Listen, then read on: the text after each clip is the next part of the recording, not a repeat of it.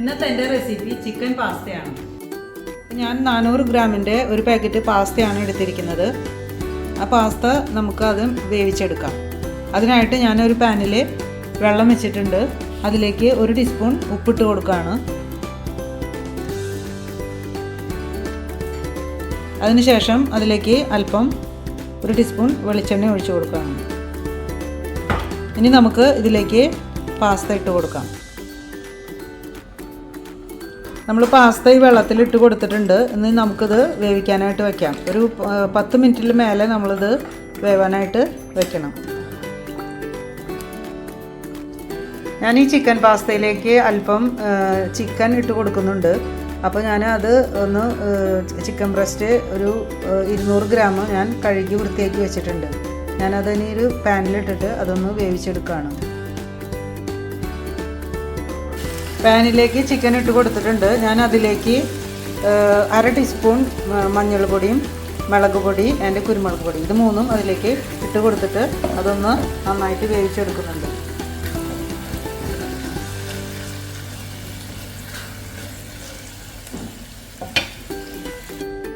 ആ പൊടികളെല്ലാം നന്നായിട്ട് ഇളക്കി കൊടുത്തതിന് ശേഷം ഞാനൊരു 1/2 ടീസ്പൂൺ ഉപ്പിട്ട് കൊടുക്കുന്നുണ്ട്. ഇനി നമുക്കത് മൂടി വെച്ച് വേവിക്കാം. നമ്മുടെ പാസ്ത നന്നായിട്ട് കുക്കായിട്ടുണ്ട്. നമുക്കതൊരു പാത്രത്തിലേക്ക് ഡ്രെയിൻ ചെയ്ത് മാറ്റി വയ്ക്കാം. പാസ്തയിലേക്കുള്ള ചിക്കൻ ഞാൻ ഇവിടെ വേവിച്ച് വെച്ചിട്ടുണ്ട്. ഇനി ആ പാനിൽ തന്നെ ഇട്ടിട്ട് ഞാൻ കുറച്ച് ക്യാപ്സിക്കം വഴറ്റിയെടുക്കുകയാണ്.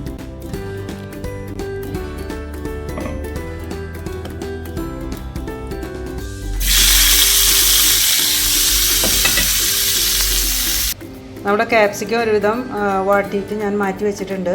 ഇനി നമുക്ക് ഒരു പാൻ അടുപ്പത്ത് വെച്ച് നമ്മളുടെ പാസ്ത ഉണ്ടാക്കാൻ എങ്ങനെയാണെന്ന് നോക്കാം. ഞാൻ അതിലേക്ക് ഒരു 50 ഗ്രാം ബട്ടർ ഇട്ട് കൊടുക്കുന്നുണ്ട്.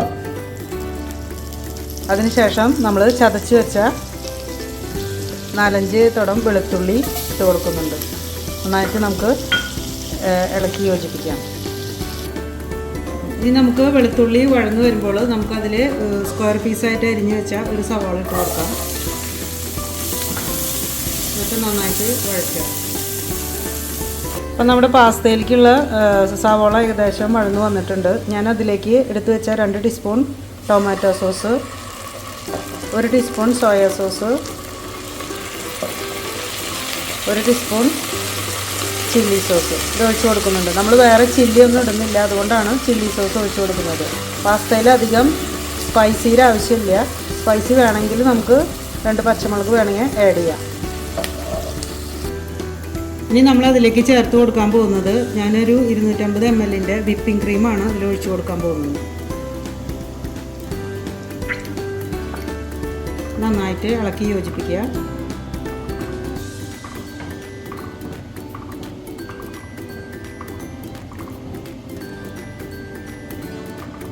ഇനി നമ്മളതിലേക്ക് വേവിച്ച് വെച്ച ചിക്കൻ ഇട്ട് കൊടുക്കുകയാണ്.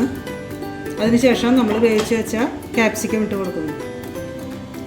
കുട്ടികൾ വെജിറ്റബിളൊക്കെ തിന്നാൻ ഇഷ്ടമുള്ളവർക്ക് അവർക്ക് ഇഷ്ടപ്പെടുന്ന വെജിറ്റബിൾസ് നമുക്കിതിൽ ആഡ് ചെയ്ത് കൊടുക്കാം. ഒന്ന് നന്നായിട്ട് ഇളക്കി യോജിപ്പിച്ച് ഇനി നമുക്ക് നമ്മൾ വേവിച്ച് വെച്ച പാസ്ത അതിലേക്ക് ഇട്ട് കൊടുക്കാം.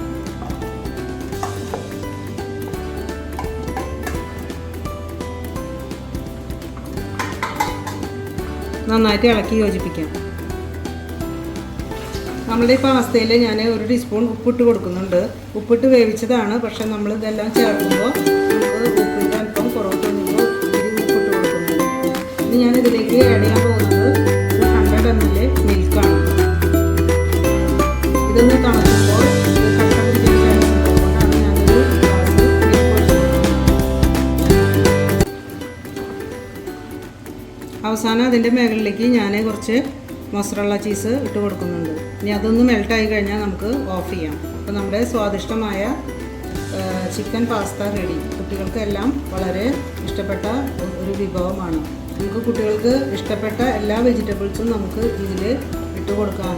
ബ്രൊക്കോളി ഇട്ട് കൊടുക്കാം.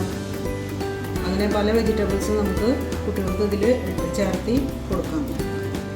അപ്പോൾ നമ്മുടെ സ്വാദിഷ്ടമായ പാസ്ത ഇവിടെ റെഡി. അപ്പോൾ നമ്മുടെ സ്വാദിഷ്ടമായ ചിക്കൻ പാസ്ത ഇവിടെ റെഡി. ഈ വീഡിയോ ഇഷ്ടപ്പെട്ടാൽ എല്ലാവരും ലൈക്ക് ചെയ്യാനും ഷെയർ ചെയ്യാനും സബ്സ്ക്രൈബ് ചെയ്യാനും മറക്കരുത്. അപ്പോൾ അടുത്ത ഒരു വീഡിയോയുമായിട്ട് വരുന്നവരെ ബൈ ബൈ.